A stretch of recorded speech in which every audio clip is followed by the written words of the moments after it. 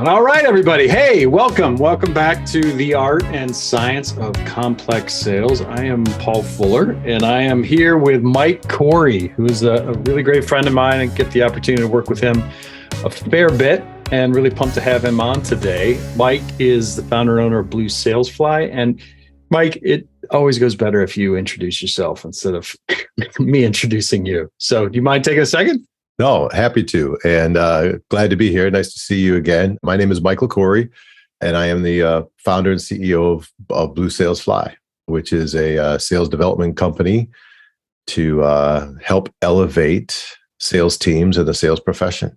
Hey, what part of the world are you in, Mike? So everybody gets... Grand Rapids, Michigan. Can you do me a favor? And one of the things I like to start out with, and we like to start out with, is really a two-pronged question. So sales is not for everybody, and sales is not defined the same way by everybody. And so I want to just understand from your perspective, define sales for me, and then tell me how you got into this crazy profession. So my definition of sales is it's helping solve problems for your prospective clients that allow them to advance their business. It is the transfer of either skills, solutions, products from one party to another.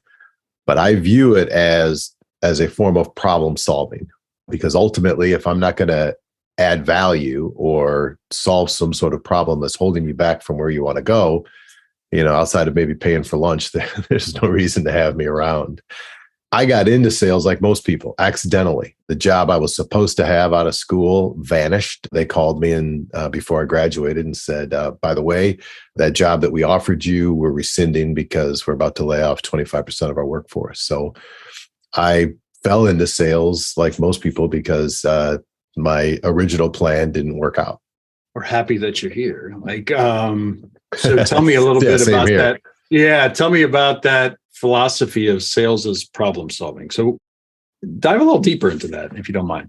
So we've all seen the progression. I mean, it's in the media. It's all over LinkedIn. It's all the companies are talking about it. There's more and more people want digital solutions. More and more people want to DIY their problems and solve their problems on their own.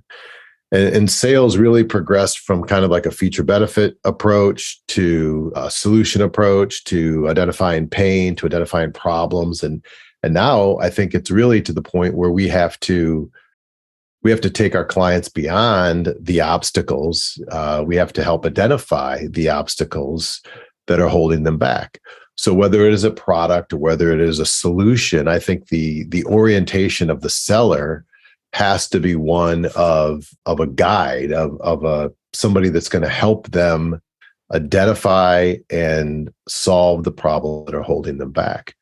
So I really see it as there's a responsibility upon salespeople to elevate to a different level so that they can help the clients solve problems. Because ultimately that's really what it's about. It's you're going to add value or you're going to solve a problem, and you add value by one of those means.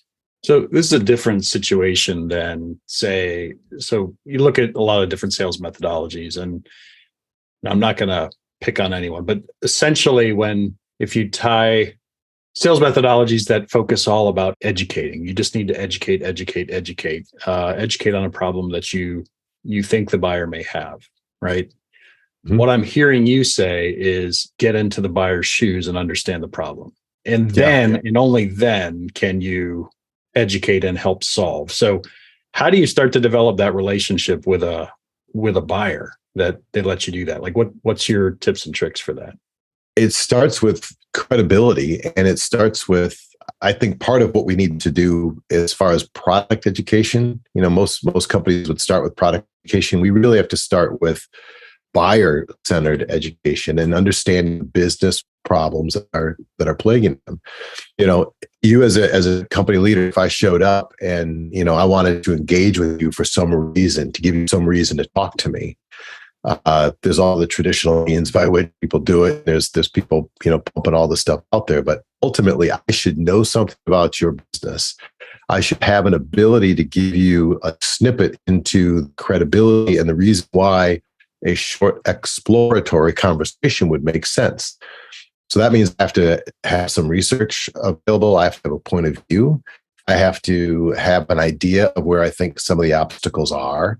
And I should be able to offer some value right out of the gate in order for you to want to transfer your time. Because it's really interesting what happened with time, right? Time's always been really valuable. But what we learned through the pandemic is that, increased by a factor of, how many X. I was speaking to some people recently about, practices with your favorite restaurant. And, I know for our family, when the pandemic first started, we wanted to keep going to the restaurants just to have some semblance of normalcy. And then in Michigan, we got locked down, so we couldn't go to the restaurants. And so we wanted to then support them because we didn't want them to go out of business. So we started doing takeout. Well, now that the pandemic's over and we're not locked in anymore, we can go visit the restaurants. What do you see your practice being? We found that when I observed it, we started still going to the restaurant and getting takeout because we really were valuing the experience in our own setting. We wanted to be able to control more, but we wanted to control, who we were with and really curate and cultivate our experience. So think about how people's time value has changed coming out of the pandemic and what they're looking at in the future. For you as a business leader to want to spend any time with me, I better bring something to the party that is either an idea or an inkling or credibility or some reason for you to say, yeah, I'm going to transfer X amount of my time for the potential to learn something in the future. So I think it changes the way we have to start equipping salespeople, and it changes the way we need to engage with whatever our products or solutions are, because our buyers are expecting more. So buyers expecting more. This wasn't the area that I was thinking we were going to go today, but that's cool because we just get to walk together and figure out the kind of the path. So how do you dive quickly with somebody in a way that shows that value? Where and how do you do that? And then how do you continue that relationally with somebody? So in my business, it really ends up getting, it's going to be around lack of revenue growth, lack of consistency in the revenue growth, high amounts of turnover in the sales team, or not able to retain clients. Pick any one of those big four. Some level of frustration with lack of growth. And so my approach would be anything with, recently speaking with a bunch of CEOs, I was invited to present to a group of 20 CEOs, and their concern was around, how do we create some certainty in uncertain times? Or how do we reduce the high costs of turnover? Or how can I get more consistent growth? So, my research has to be around ideas that I've seen or proven practices that I've seen. So if I was going to, do outreach with you, it would be something along the lines of, here's what a conversation with 20 CEOs uncovered.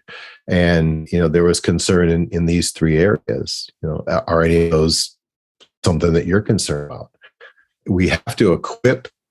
I think we really have to move almost beyond problem identification or pressing on a pain to, do we have a map that allows them to see how we can transport them to someplace different? And that means, studying our products or solutions or whatever we offer to understand the application in the client's business and understand how it helps them move to someplace different. Yeah. So that makes a ton of sense. So what you're describing for me, I'm going to see if I can put some different words on it just because it helps me kind of think things through. So if I'm looking at for years, right, we've had this idea of a buyer persona or ideal customer profile, right? That is nothing really new. And it's something that a lot of companies don't have that, right? They absolutely, they haven't taken the time to develop it. And that is an exercise they have to do. But what I'm hearing from you is that a salesperson, I did this exercise once. I called it from persona to person, right? Which is saying, okay, I have this ICP. I know that it's between companies between 5 and 15 million. I know that it's got to be the CEO. I know where they are. where I can find them. I know their demographics, their psychographics, and all of those things. What I'm hearing you say is for a salesperson to be successful, they need to know that. That's table stakes. But they have to move further down into the buyer journey and say, okay, what are not only potential problems that they're doing, but ways that we can solve them together, and do that at a point that's targeted enough that it brings about an attention in a world where we don't want to give that time, right? Time is extremely more valuable. Does that sum it up? I mean, yeah. Does that sum up what you said effectively?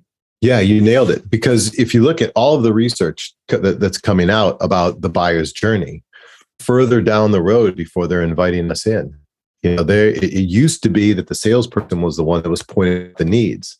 Now, the vast majority of buyers and decision makers are identifying need problems by themselves. They're identifying the needs by themselves. Almost half of them are going to solution identification before they engage vendors. And this brings up a huge opportunity that has been missed for years, which is, the idea of account management or account growth. Because our buyers are thinking through this stuff without us, because we haven't, done a good job over the years of giving them reason to try to do it on themselves. Yeah. So your point, you're spot on. We got to put ourselves in their shoes to be like, hey, they're probably already this far along with the surface level issues. But what are the ways that I could position myself with what I know or what my company does, or how we know outcomes happen, that allows me to get to the front of the line? Yeah, and I happen to know that the group that you talked to the other day. But when you're saying I researched, I talked to 20 CEOs. This is exactly what I heard. This is what I heard it. This is when I heard it. All of those things are so important to be able to differentiate and drive value into this, because value is always in the eye of the beholder, right? It's always in the listener. Right? You're not going to create value for them. I think that's ridiculous. They are going to perceive value that you can bring. So it's not just about the work you put in to do it, but it's where you put in that work and how you put in that work to uncover the things that are truly, truly, truly, not to gain interest from a marketing perspective, but to truly help them elevate their business along the line and along the way. You have Absolutely. A process that you do this by, correct? And that you recommend people kind of walk along during the buyer journey. And you have a name for that process. You mentioned a little earlier, but do you mind diving into that? Yeah. So one of the reasons I got so excited about Membrain is throughout all my career, I'd get good sales training. I mean, there's great sales methodology out there.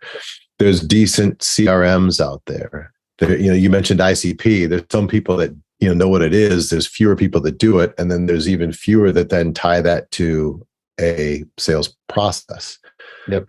What I wanted to do is take everything from ICP, and I like the way you did it, ICP to person, and say, let's create a process and methodology that put it all together. The one I created is called Guide, because it's a sales process and methodology built together, and it's a really easy to remember acronym: GUIDE, greet, understand, impact, decision, and elevate. I stole that from Membrain because I think that's really good. There is no business stuff there.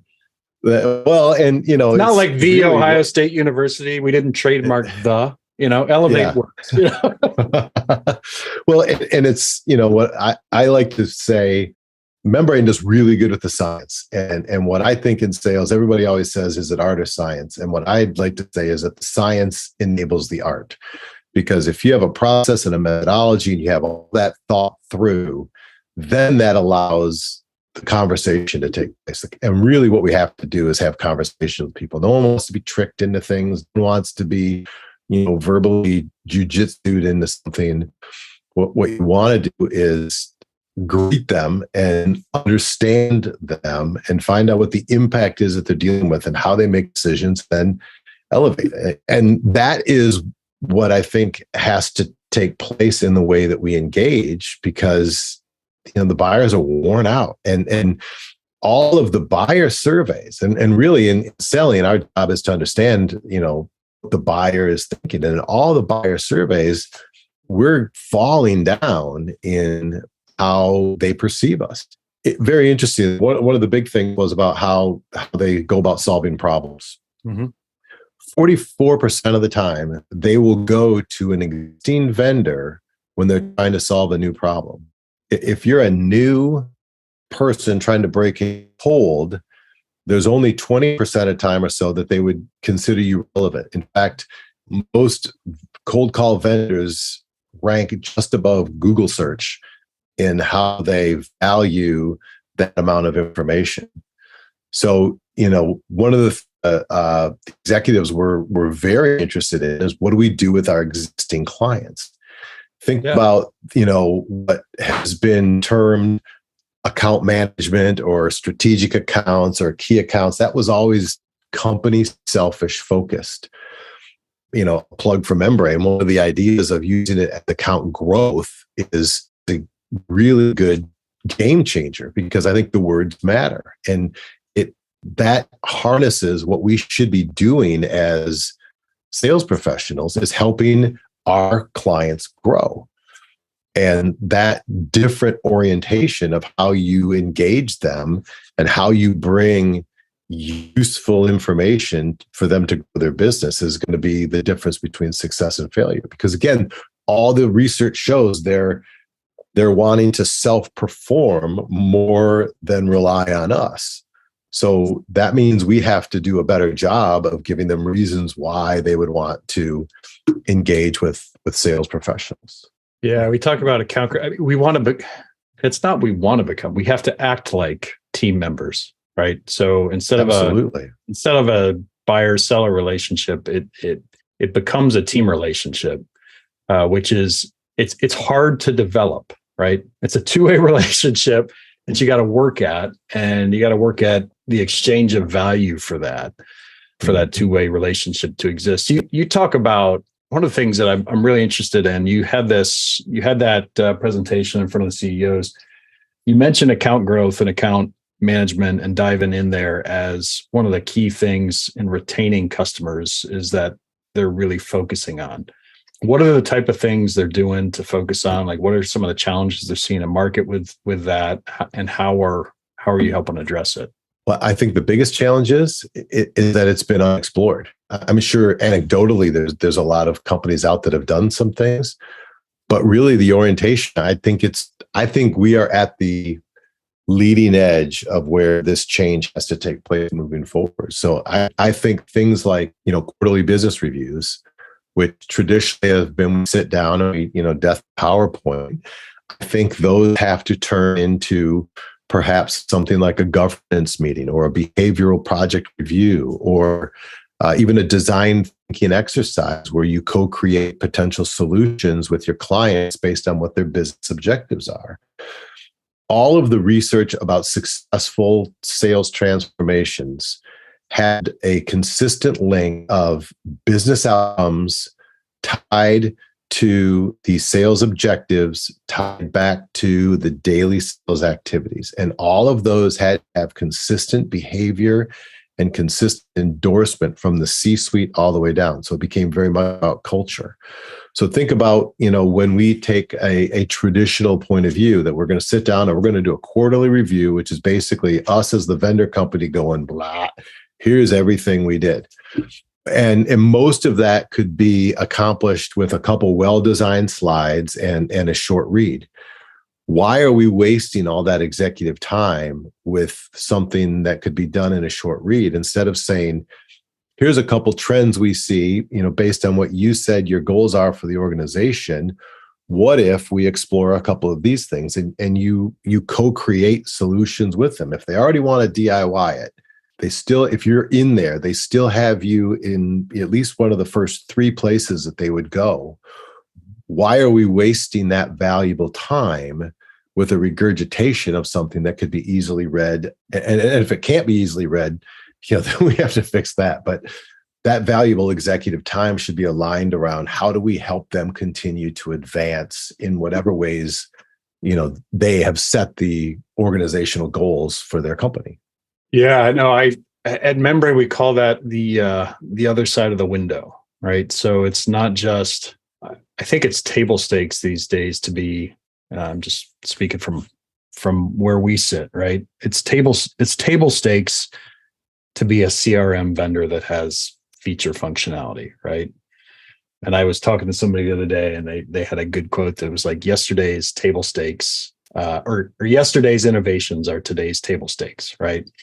So most of the innovation is around that, and we're finding it going to and starting to be really effective with is this idea of sales effectiveness, right? So and sales effectiveness is not more tech stack necessarily. It just isn't, right? You can add more tech stack. You can be great with tech stack. You could optimize your tech stack, but if you're not bringing the knowledge of that person's business, as well as the knowledge of how you can modify what you do to be able to enable them to perform more effectively, you're getting your ass kicked, right? It's just about, because you're bringing table stakes value. You're not bringing innovation. Right. So I love some of those terms you used. What was the term that you used that you said co-create value?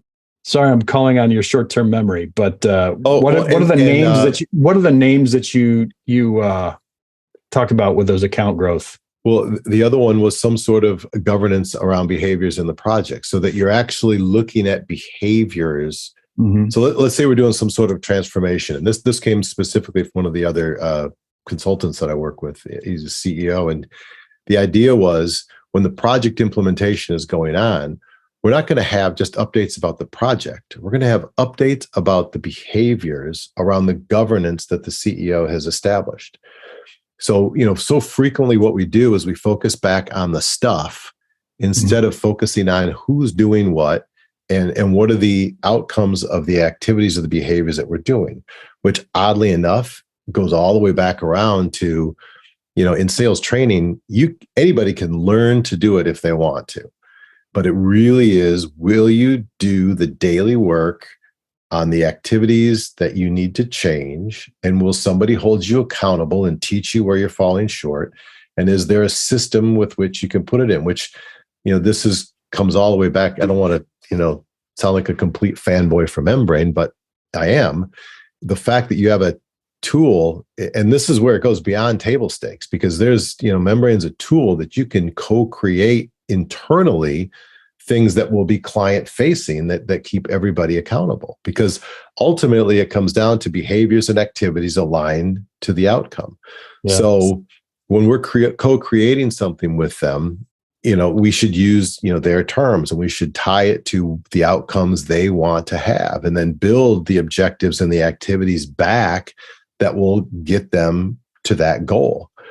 And most of the systems don't have an ability to do that. So then how do you keep track of all that? It's traditionally like what happened in You're My Boss. You would call me on Friday afternoon and say, hey, planning for next year. So I need you to write a Word doc on what your business plan is, and then put it into a PowerPoint presentation on what you plan to present to leadership. And I'll send you a spreadsheet with your goals for the year, and then you fill that out and tell me how to do it. And then, I go to Columbus and we have our regional meeting and I do all that stuff, and then it goes nowhere. It's not in a CRM. It's not in a system. I don't have daily activities. I don't know where I'm falling short. I don't have someone coaching me on where I need to go.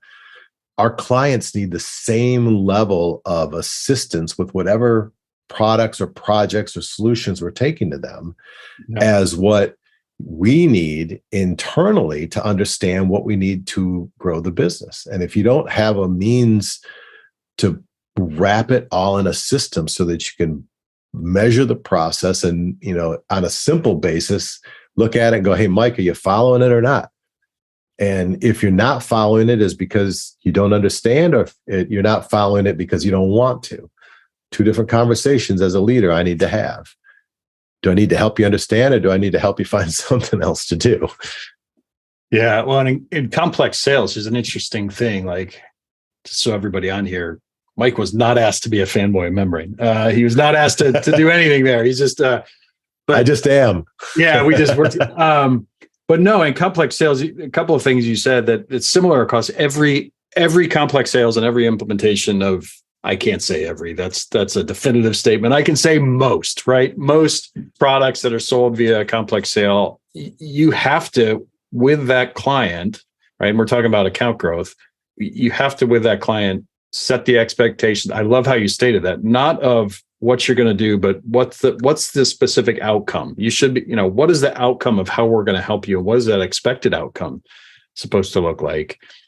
Instead of saying, to truly drive that partner relationship, right? If you want to be the table stakes, you can say, okay, I'll implement this for you. We got you. But I like that. What are the actual behaviors we're trying to change? How are you going to measure those behaviors that we're trying to change? And what does success look like?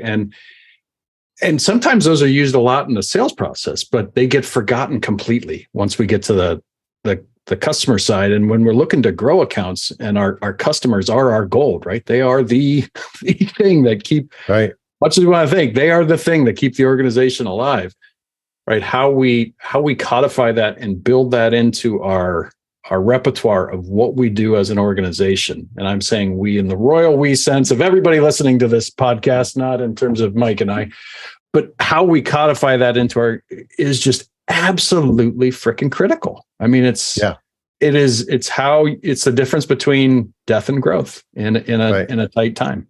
I agree. It's a small thing, but one of the words I'm trying to unlearn is close. Why in sales over all these years have we put something as definitive as, hey, I closed them? When at the time, if you've decided to hire me, it's now I have to take you, we have to go from where we are to someplace new, hopefully someplace better. Yeah. It's a silly thing. It's semantics, but maybe it's not that silly, because we don't close the client. It should be, hey, we've agreed to do business and now we're going to go somewhere else. Elevate just happens to work really well, I think, because the client should be elevated. They should be transformed. There should be some element of their business that is better off because we decided to do something together.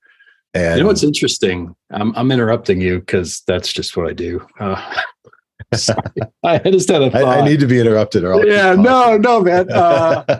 No, what's really interesting is you get into like some highly service-oriented industries, and close is not in there. Open a client or open a folder is, though. Like banking, they're opening an account. There's just, and I think that's a much more just that term you came up with. You're trying to unlearn that. I mean, think of, we are truly opening, right? An account, because that's when you truly try and, in any differentiated service, that's when you truly start the work, right? Yeah. And start the work in terms of multiplying revenue. So how do you open more accounts?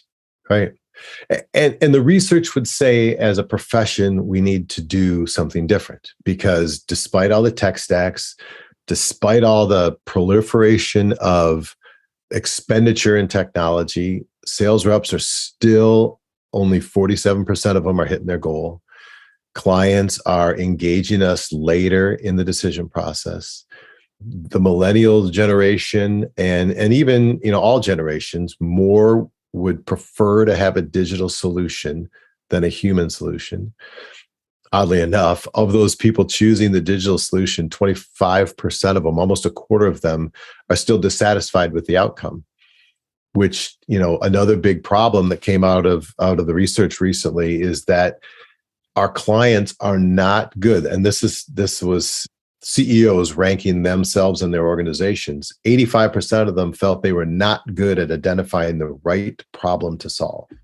So again, back to the way we need to change how we are training on product and how we're training on engaging the clients. It really is about helping them uncover those problems that are going to help impact their business the most. It can't be me angling on how I could try to fit sales training into some pain that the client's having. It has to be, do they need to improve some level of their client interaction? Is there something limiting them based on the way their sales force is going to market? And if there is, then can I help them identify what that is. And my questioning has to be around, what is the issue? What is the obstacle? What is the unseen force acting on them that they don't know is there? Because if I just use, tricks to uncover something and then, try to slide my service in there, then I'm not going to ultimately solve the problem, and then they won't be happy. Yeah. Well, I'm going to see if I can recap our conversation in about 30 seconds, because I love the trajectory that we've gone on. And I think we've gone from that beginning, right? How do we differentiate ourselves at the beginning in terms of even just somebody opening a door to us?